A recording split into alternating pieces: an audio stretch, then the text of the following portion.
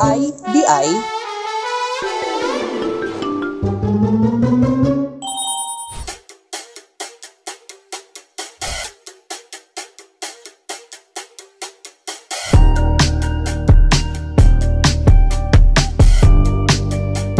Mga kasugbo, nangita ba ka magsuroyanan sa atong syudad nga naay kalinaw og hamugaway? Ari na sa Lake Villehardin dinhi sa Trans Central Highway. Unsa may naka-espesyal niini? Kuyugi ko og atong sutaon karon. Tara!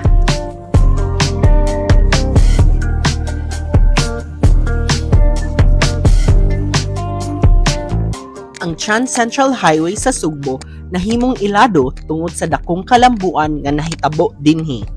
Gawas sa inland resorts and restaurants, aduna say mga flower gardens diin usa sa pinakabag-o mao ang Botanical Garden nga Lake Villehardin nga naa nahimutang sa Barangay Tabunan, Cebu City nga naghatag sa mga bisita niini og talan-awon sa mga tamnanan nga napuno sa maanindot nga mga tanom ug talan-awon sa lanaw latas sa kabukiran.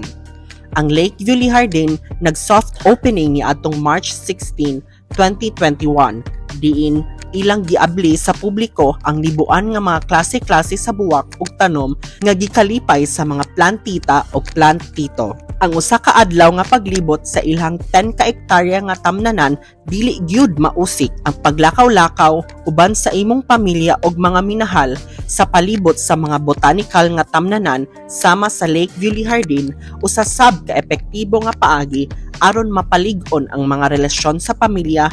Walay labot pa nga mahimo kini nga usa ka maayong paagi aron mapataas ang kahibalo sa ekolohiya ug madungagan ang apresasyon sa pagpreserba sa kalikupan. Ang bantog nga French nga hardinero nga si John Daniels kauban ang mga lokal nga hardinero nagdisenyo sa halapad nga botanical nga tamnanan sa Lakeview ug sila sab ang nagtanom sa nagkalaing-laing species sa tanom.